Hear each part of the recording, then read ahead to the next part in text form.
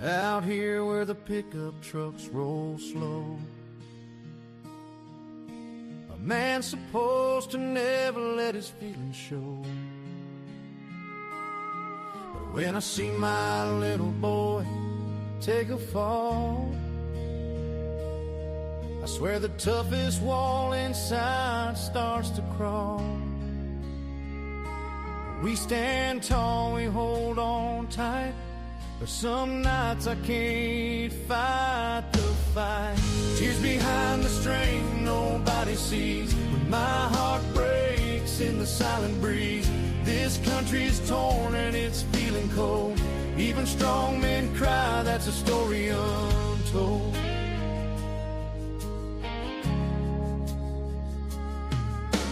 Flags wave high down in the empty streets, promises lost where the hope for me. I carry weight no one's ever told, the kind that shatters the quiet and bold. We stand tall, we hold on tight, but some nights I can't fight the fight. Tears behind the strength nobody sees, when my heart breaks in the silent breeze. This country's torn and it's feeling cold. Even strong men cry, that's a story untold.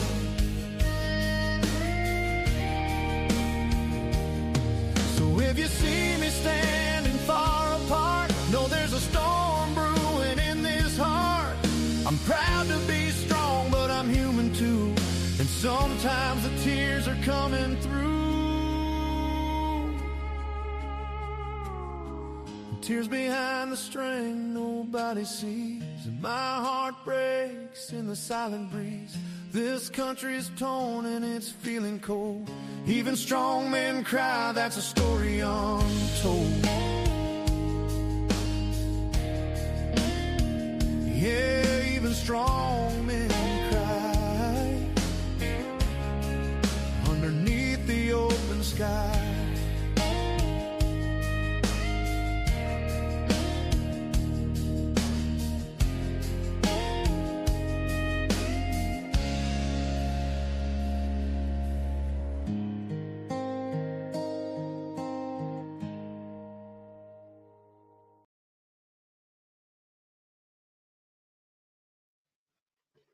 All right, and hello there. As you guys can see, I got to change over back to comments here. As you can see, Greg and Tony, boy, I spit that out right. Greg and Troy will not be joining us live tonight. They both have stuff going on, unfortunately. I was told to go look at Lauren and Joel's Making It Home video to find out why, or whatever, but I haven't done that yet. To be honest with you, I haven't had time. This is the busiest time for our seed house during the year, and that's part of the reason why I wasn't here last weekend. I couldn't devote the time to it. I spent all of my time in our seed house. We had to do a lot of orders being shipped out. We had to do a lot of packaging of seed. You know, our busiest time of the year is like just the end of December, January, February, and March. And we just got in today. Today we started packaging for March 9th, to give you an idea where we're at. So we are, a long ways behind schedule. We normally ship within 48 hours. But because of the way that things have been working, we don't have the crew that we used to have to do it for us. So it's just pretty much Leah and I. I did have another guy helping us out for a while, but for some reason he decided he didn't want to do it anymore. I don't know what his deal is. Sucks to be him. I was giving him some pretty good jing for what time he was spending, and he decided he just couldn't do it anymore for whatever reason, and that's okay with me. I don't depict what other people do with their lives. You know what I'm saying? Now, as a lot of you guys know, I've had a lot of issues with my truck. I'm on my second motor now, and part of that problem that I had with the first motor, let me reach over and grab this, part of the problem I had with my first motor was a thing called the automatic fuel management system. What it does is when you're using your truck, you're not carrying a load, you're not towing a trailer or whatever, it'll knock it down to like a 4-cylinder vehicle. Great for gas mileage, terrible on the lifters. Well, when the lifters stay collapsed for an awful long time, they never come back up again. And that was the problem. We did a lifter job. Actually, we did a lifter job twice because the OEM lifters failed. The second time around, we were all right. The first time, they failed completely. And so I had to pay for that to be done twice. And now that I have a newer motor in there, the truck is a 2014, the motor in it is a 2016. They both have almost the exact same mileage on them. But what I did find by doing a lot of research is there's a company that's called Rolpode that sells this. It's coming up backwards on my screen, so probably yours too. But it's called the AFM DFM disabler. You plug this little piece of plastic into where they go in and they test your vehicle. It completely deletes that system and makes the vehicle a full-time 8-cylinder vehicle, which I love. I like my 8-cylinder truck. Gas mileage wise, I probably won't like it so much because it does get better mileage running on 4 cylinders when you're not, loaded down with a lot of weight or pulling a trailer or whatever. But it's a truck. It's made to be used, and I want to be able to use it. And if it's broken down, I can't use it. And I do have a couple trailers I need to be able to pull around. So that's my main thing there. Now, I was talking also not too long ago about going in and remodeling part of my kitchen. I'm gonna be taking out our center island in the kitchen and putting in a really big center island. I have all the materials on one of my trailers to do that job with. I just went out and bought a new track saw to do that job with. And my issue now is the weight of each sheet of plywood. I mean, I unloaded it with the help of a guy at Lowe's to put it into my trailer. But what my thinking is that I got to wait till the snow melts and then hook onto my trailer and back it around to where it's closer to my porch so I can get it up in. But that's going to be a benefit for me because my brother Dale, my oldest brother, is going to be running, well, not really running. He's going to be living in a room from us. I'm not charging him rent. There's no way I'm charging him rent. The guy is a professional cook. He loves to cook, and I'm not worried about it, He'll buy the food, he'll bring it here, he'll cook it, and we'll eat it. So it's a win-win for me. But my thinking is that when the weather breaks and he's still here, why do I need to struggle with all these big 3/4-inch pieces of 3/4-inch maple plywood when he's going to be here anyway? He can help carry them sheets in for me or with me, and we can make this work together. I got to tear the island out that's there now, which means everything in that island is going to have to end up in my living room. I figured out today I do have a place to put it, so it's not a big issue, but I will make it work. And he only needs to help me bring in the sheets. And if they're already cut down and I'm bringing them in, then I don't care. I can do that myself. And so my thinking is that while he's here, there are going to be some pretty big sheets. The bottom piece for the base of the cabinets, that's going to be almost a full sheet. The temporary countertop that's going to go on top of it until I get the countertop and get it ready to install, that's going to be definitely a full sheet. And so with those two pieces there alone, it's going to be a lot of weight. And he can help me pull this other cabinet out. We'll empty it out. We'll take everything out of it, keep it as light as it can be, remove the countertop, pull it out, put it in the living room, put everything back into it, and then put the temporary countertop on the one that we're building until I get the real countertop. My goal is to not have a countertop that's a cluster. And I don't know about your house, but my house, it seems like every area that has any flat surface available, even if it's a temporary TV tray, ends up as a cluster. Everyone. So My goal is to not have that available. So part of the new island that I'm going to be building is everything that normally sits on my countertop is going to have a home somewhere. Everything, and that's my goal. So that's where I'm at on that. I'm gonna leave that one alone for now. I was looking around because I was thinking maybe I wanted to just replace my truck. You know, I've got a little bit of money for a down payment, and I was thinking, well, maybe I'll just replace it. So I went looking, and I was on Craigslist. I found a really, really nice truck down in Pennsylvania. It was a 2020. It had like 37,000 miles on it, and it had all the bells and whistles that my truck has. It was a Ford, which is okay. I'm not gonna. My truck is a Chevy, and I'm not liking my truck, so I'm not gonna diss Ford just because I don't like my Chevy. You know what I'm saying? I fell in love with that truck. I contacted the dealer to find out that it was sold 2 days before I contacted him, but the ad was still up, and that got me upset. And I went back and I searched again, and I found another one.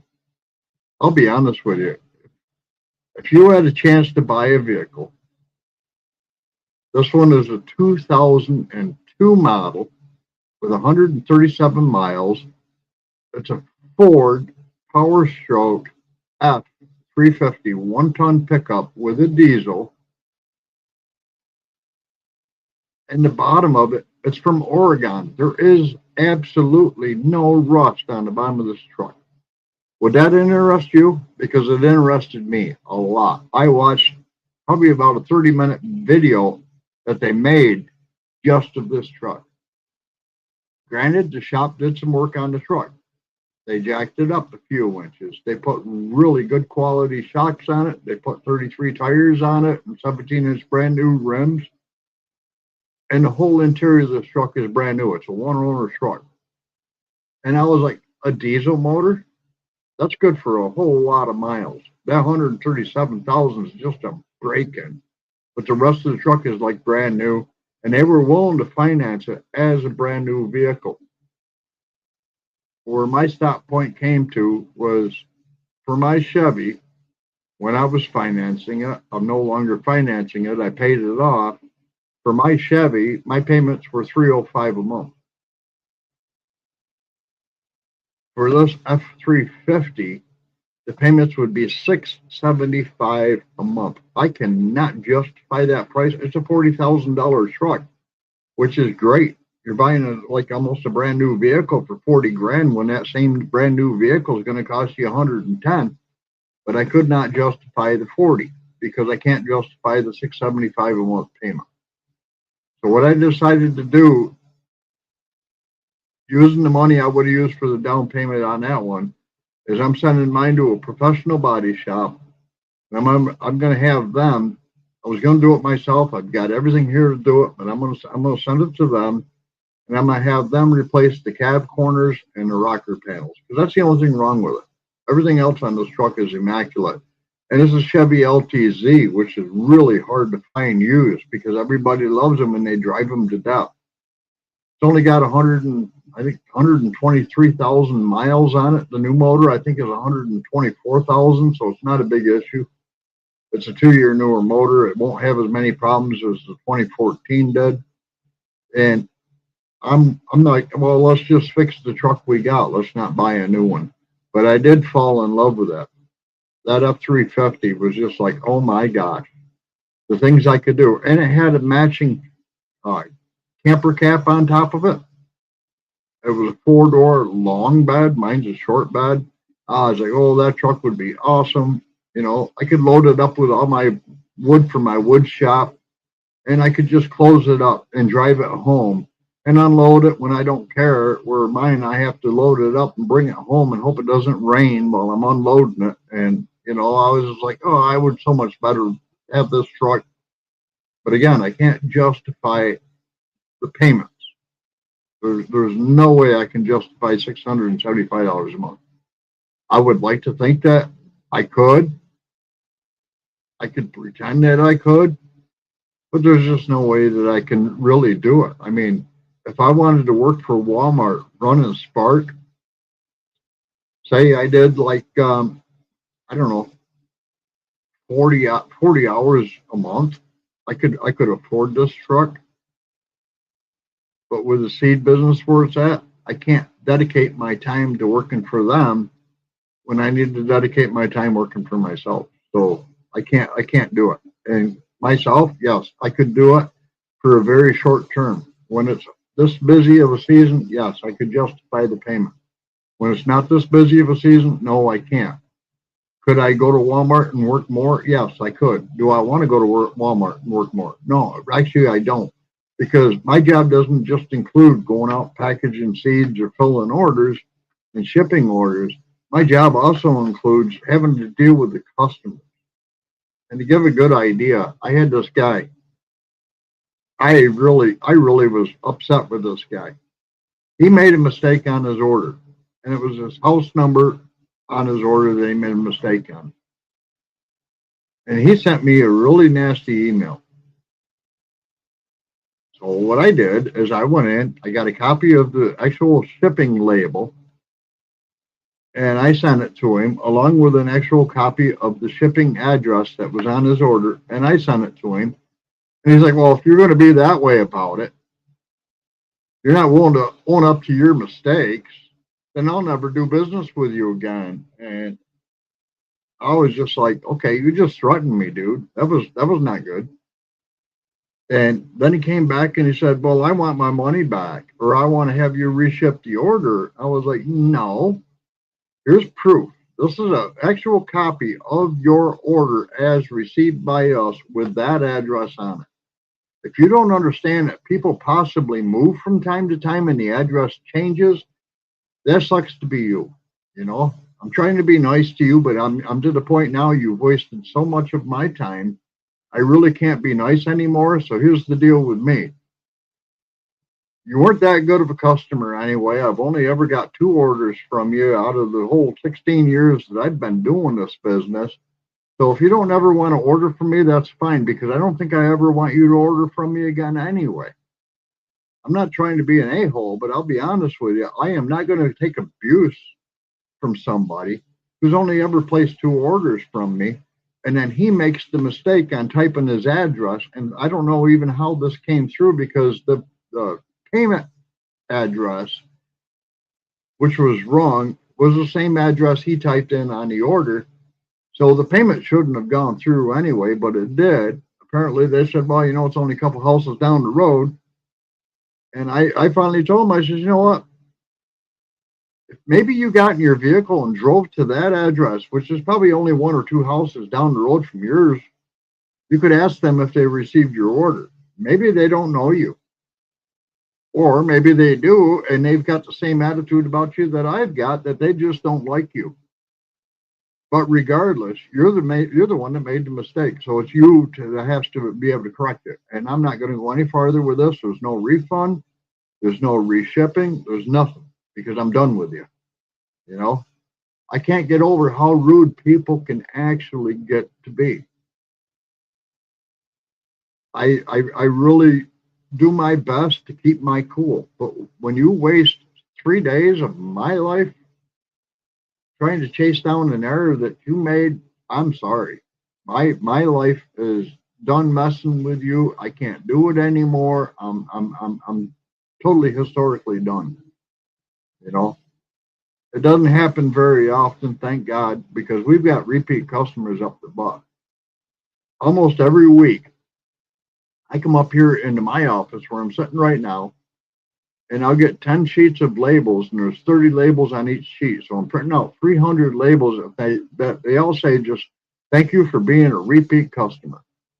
And almost every week, we'll go through all 300 of those labels. Do I care about this Joe Blow that's ever ordered from me just twice in his life? No, I really don't. I'm sorry. I don't. I'm a nice guy. I really am. And I do my best to be the nicest guy that I can be. But when you waste 3 days of my time, my nice guy is done. You know, I can't help myself on that. I'm done. Right now, Aaliyah's still out in the seed house. She's been doing this every night after work. I have a baby monitor now set up in the seed house so I can see if anybody's out there. Hey, how we doing, Melvin, Donnie? Yes, you've always got your orders, and everybody else has always got their orders because everybody else, like you, has always decided, hey, let's double check our address, make sure it's going to the right house. Granted, we fell behind, you know. In January, when we had them below freezing days repeatedly, everybody was sick. Nobody was out there packaging seeds and shipping orders because I said, no, we're shutting it down for a whole 10 days. We need to make sure everybody that works in that seed house is healthy because we don't want to ship some kind of a cold or COVID or something like that around the country. We can't do it. So for 10 days, we took a quarantine. Those 10 days were probably the busiest 10 days of the season. We caught up. We're now on the 9th of this month. By tomorrow, we'll probably be on like the 15th of this month. So we are catching up, but it takes time. You know, I can go pick orders off the wall all day long, but what I can't do is put the seeds back onto the wall as I'm picking the orders. And I can't have too many seeds on the wall because when the season ends, what do I do with all the seeds that have been packaged? I have to find some place to donate them to, which means it's a loss of money. The labels cost money, the packaging costs money, paying the person to package the seeds costs money, and then to drive them somewhere and donate them or mail them somewhere to donate them, that costs money too. So I can't lose money like that just willy-nilly. It's just not going to happen.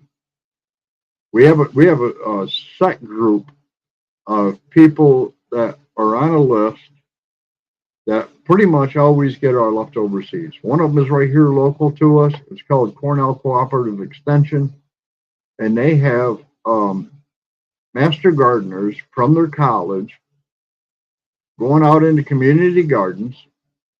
They're either helping build the garden and then teach people how to use them, or the gardens are already built and they're going out there and teaching people how to use them and how to take care of plants and do this and do that. And they're out there all the time.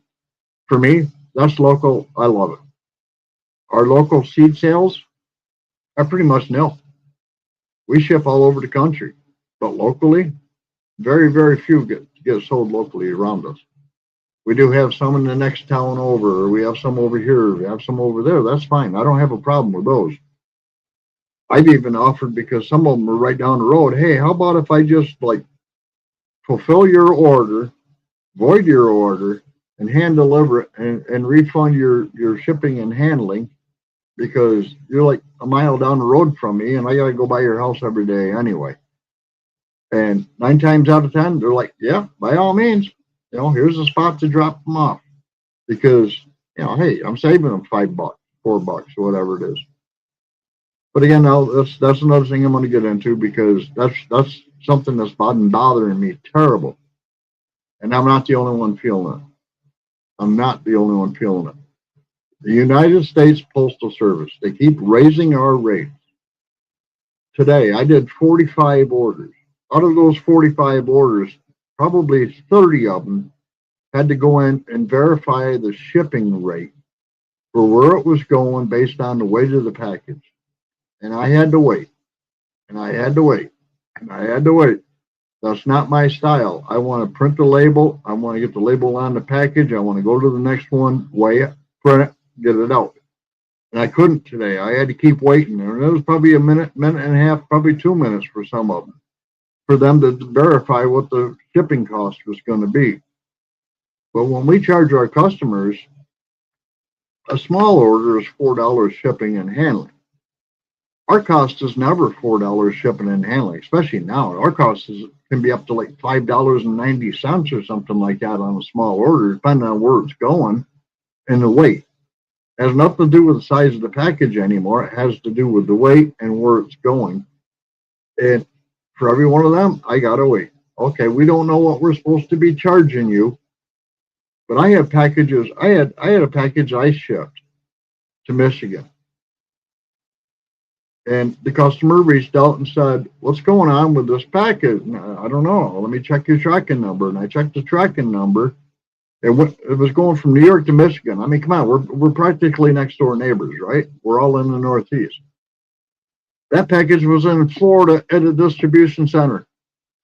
Why? Because USPS doesn't care about what they're doing anymore. Why did the shipping costs go up so much? Because they don't know what they're doing anymore. Their logistics suck, is the best way I can word that. UPS is getting to be the same way, but USPS, their logistics literally suck. We order seeds from Utah. They'll be sent to like California, then down to Florida, and then up to Washington State. We may not see that seed order for, I don't know, maybe a month. If we see it at all, they may lose it in the shipping. And then we just sort of like, well, what happened to the order? Oh, we don't know.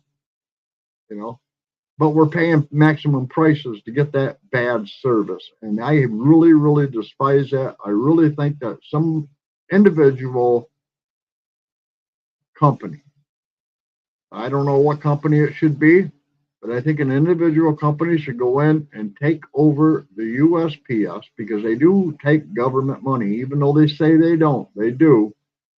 And they keep raising our rates, and they keep getting worse at giving us service that we deserve. Yes, they added Sunday package delivery. Big deal. If I ship a package on Monday that's going to go next door to my house and it doesn't get there till Monday the following week, that's bad service. You know, do I do that? No, I don't. I take it next door and say, here's your package.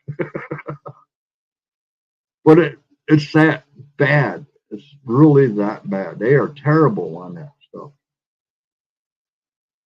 All right, so we've gone over the AFM and the truck, and I'll be honest with you, if I had the money, I would so go up making a home. You've got a video out that I'm going to be coming to watch after I get done with this one, Lauren, because Troy told me I had to come watch it. I'm not sure what it is, but Troy told me I have to come watch it. I would have watched it already, but I've been working in the seed house all day, so I couldn't do it. That truck that I seen, a 2002 with 132,000 or 137,000 miles on it with absolutely no rust.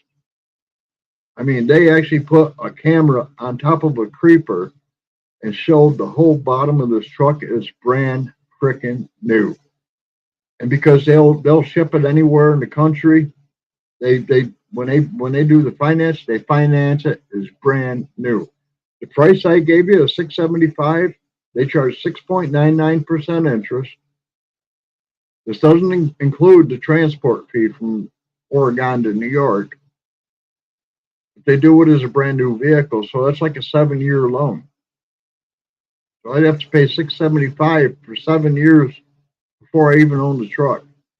My truck is now paid off. I paid my truck off when I decided I wanted to go look for a new one, because the bank won't finance another vehicle until they get one paid off, you know, which is fair. I expect it.